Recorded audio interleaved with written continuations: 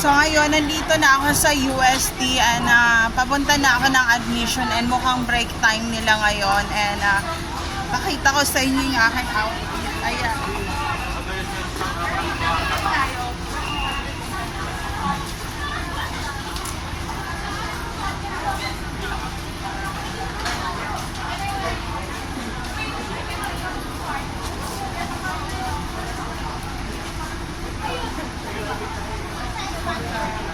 I'm Jassy Pilipina from Cotabato City, Mindanao. Mabuhay, Philippines! I'm here in UST. I'm the Miss Universe without any college record. So bawal mag-video dito kasi ang daming gwapo dito. So ayan, bukod sa gwapo, mayaman, may pangalan, makikita ako ng security guard na naman.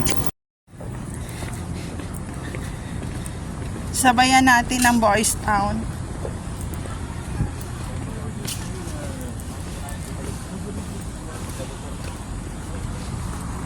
Ayan, dito ako. Ang init ng pakiramdam ko. Sino sa kanila ang papasok?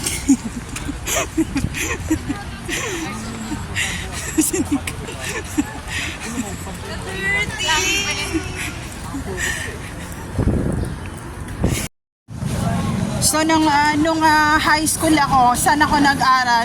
Sa Catholic private school na kalaban ng Notre Dame na St. Anthony rin ng probinsya.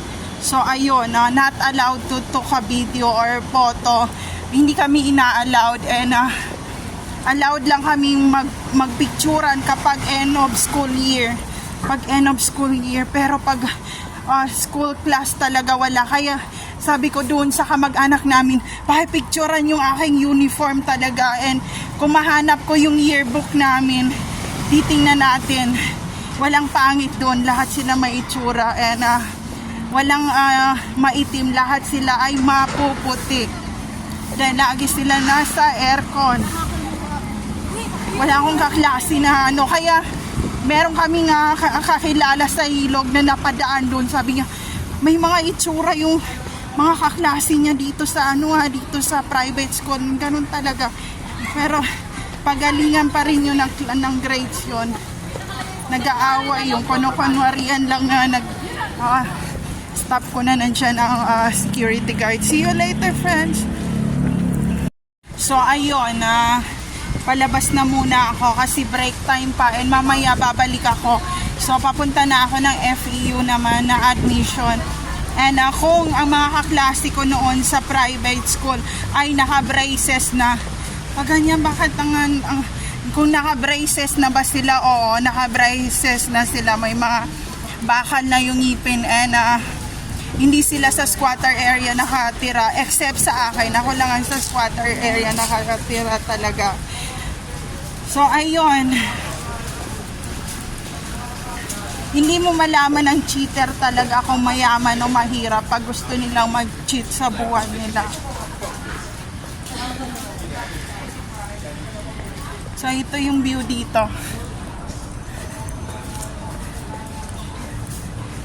Nakabantay si security guard. Ayan. May mga sila dito, mga pharmacy siguro at saka may law firm na sila dito sa UST.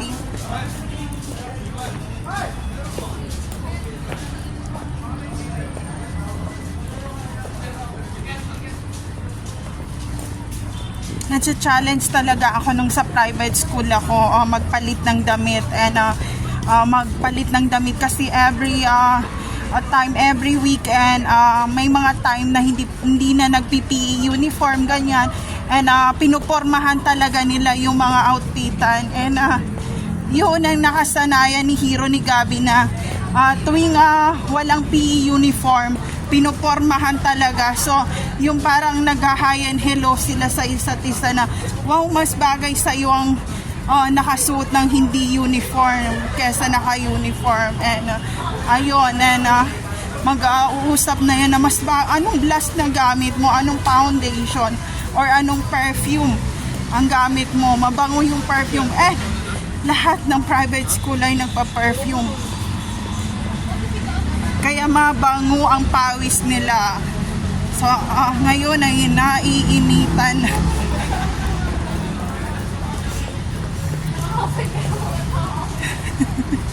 So i-off ko na to.